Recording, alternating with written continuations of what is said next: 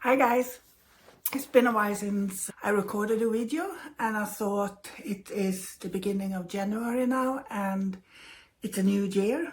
It's a year with new possibilities, new challenges maybe. I was thinking if I got the question today, do you want to be a medium and how would you go about it? First of all, I would say no, I don't think I would be a medium.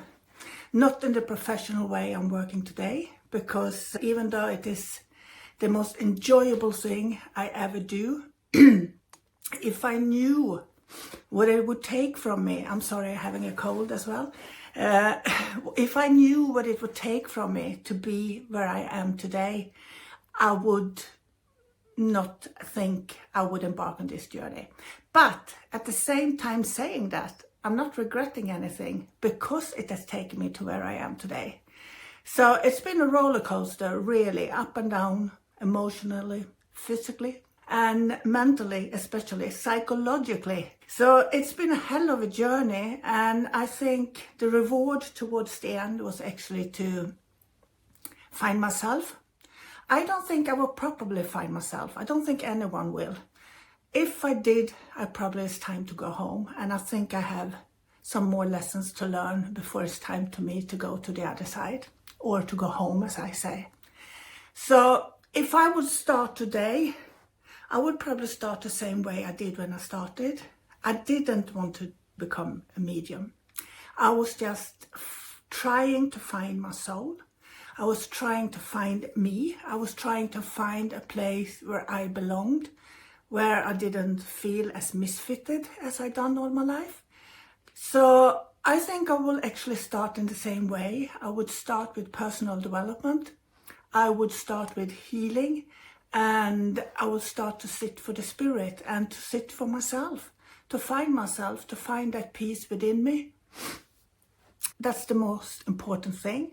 Mediumship came as a bonus for me. I never believed that I would be able to have that talent within me, because at my time when we started, it was only a few and chosen one who had the gift of mediumship. And I'm so happy today that I found out that it is a talent and everybody can practice it if they feel like it. But if I say I will start my journey and I do my development, finding myself a little bit, enjoying playing with energies, and I want to take it one step further. I want to learn how to speak to the spirit world. What would I do? Well, first of all, I wouldn't Google to see who's the best famous medium in the world, because even if they are the ones that are showing most in television or on YouTube or whatever, it might not be the best teacher. And I worked with some of the best mediums in the world, I would say, in my opinion. And I have some beautiful, beautiful friends that is really jaw-dropping when some of them doing a demonstration. And some of them are brilliant on the platform and do demonstration links with the spirit world, but they might not be the best humble people I met in my life, and maybe not the best teacher to let the student know that the teacher sees them, hears them, feels them, and are being there for them. Then, if you see a great demonstration medium, it might not be the best private sitting medium. Because usually some of us has, when we're doing everything, we might do like me, I do healing, I do trance healing, I do trance in its own, I do platform, I do private sittings, and I'm teaching. Where is my strongest place? Well, I don't know. I think when it comes to teaching, because I love to see people grow. If you ask someone else, they might say you're a brilliant platform demonstrating medium, Mia. And some of them say you're the best private sitting medium, Mia. Personally, I have never ever felt that I'm great when I demonstrate or doing a private sitting. I always feel like I'm struggling, always feel that I never did as well as I should have done. And this is something that I have worked really hard on my mind, because it takes its toll. It's not nice when you know you're going up and you're going to do private sitting and you're feeling sick to your stomach because you have to prove to them that life goes on after death, or they come for a spiritual assessment. How can I help them move on forward? It's usually turn out all right every time. It usually does. But the thought of it and the pressure I've been putting myself through, especially back in the days, I can understand why so many mediums stop working with this. It's not because they're not good, it's because the pressure they put on themselves. At the same time, saying that, I think it's quite important to feel a little bit of pressure, so you're on your edge, and so you not take it for granted. You can't take other people for granted, because they are human beings on a life journey, and you can actually help them, or you can almost kill them. I don't mean literally, but you can actually kill the enthusiasm or whatever for them. You can put them in a very bad mood, and they might feel even shittier when they walk away from the medium, and that is a big no-no. Everyone who goes away from another medium should feel uplifted. They should feel happy within themselves, and they should know within themselves that I'm on the right way. I now can see the light in the tunnel. Because if you are a medium who talk about death, you talk about illness, you talk about how bad everything is, you shouldn't work with people. People are not coming to a medium to feel worse when they leave than when they came. They should feel uplifted. They should feel joy. They should feel, wow, there is a possibility for me in this world. And there's so many stories I've heard from when I come from other mediums, and it makes me cry.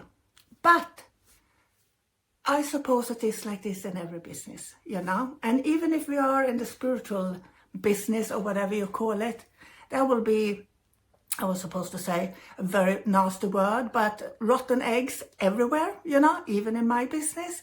So if you are curious and you want to develop this or find out more about it, just go and look for references. And if you have a friend who knows someone that is good, and always be critical. Because it's so easy to fall into the traps that everything is love and light in this world.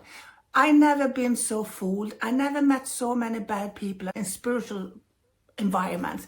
And it's so sad. And it almost killed me at one time.